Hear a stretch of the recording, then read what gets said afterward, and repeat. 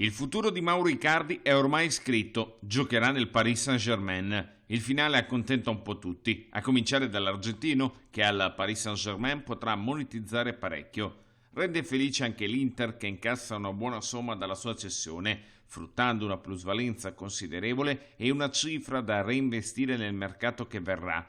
50 milioni, più altri 8 legati ai bonus. Presenze e gol facilmente raggiungibili, ma anche un bonus cospicuo se la squadra parigina arriverà a conquistare la Champions League, traguardo finora proibito per gli sceicchi. I nerazzurri potrebbero puntare su Edinson Cavani, messo già da tempo nel mirino interista e fuori dal progetto transalpino. Col Matador, che si svincola dai campioni di Francia, bisogna venirsi incontro però sull'ingaggio in questo momento fuori portata per le casse nerazzurre. Tornando ad Icardi, per l'Inter si chiude così una grana che risale ad oltre un anno fa. Alle spalle rimangono 6 stagioni con 124 gol, alti e bassi, ma anche 2 titoli di capocannoniere. Solo Boninsegna era riuscito a fare il bis con la maglia interista.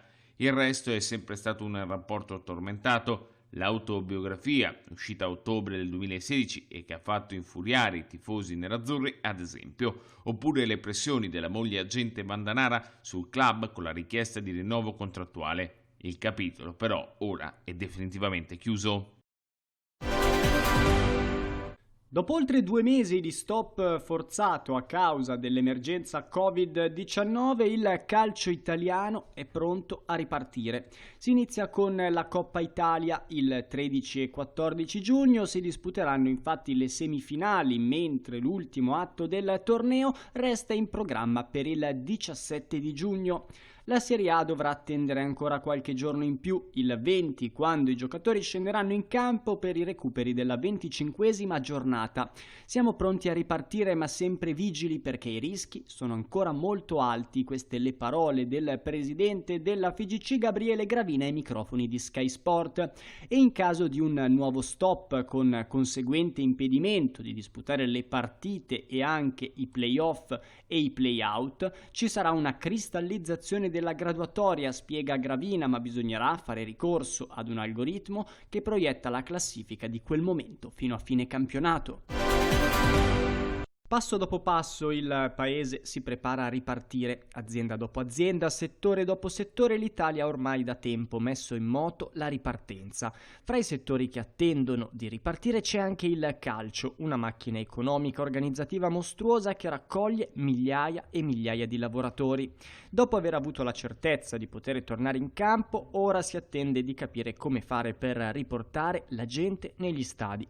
Tutto dipenderà dalla curva dei contagi. L'ipotesi al momento resta quella di una riapertura graduale con capienze ridotte negli impianti, così da mantenere il distanziamento sociale. A fare da apripista sarà la Polonia, dove il Premier ha annunciato che dal prossimo 19 di giugno gli stadi riapriranno al 25% della loro capienza.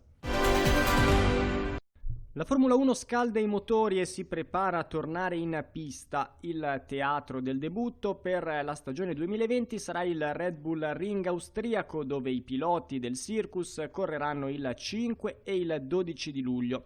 Dopo settimane di colloqui e confronti tra i vertici del Circus, gli organizzatori del circuito e le autorità locali, è stato finalmente firmato un piano di sicurezza relativo alle precauzioni che verranno prese durante le 2 gare. 2 gran premi che non saranno a porte chiuse, ma che vedranno la presenza di 500 spettatori, probabilmente tutti VIP, che verranno distanziati negli spazi del paddock. Tutti i componenti dei vari team di Formula 1 arriveranno con voli charter che atterreranno nell'aeroporto militare in prossimità del tracciato. Coloro che entreranno in Austria dovranno sottoporsi al test per il coronavirus e presentare un certificato sanitario di idoneità.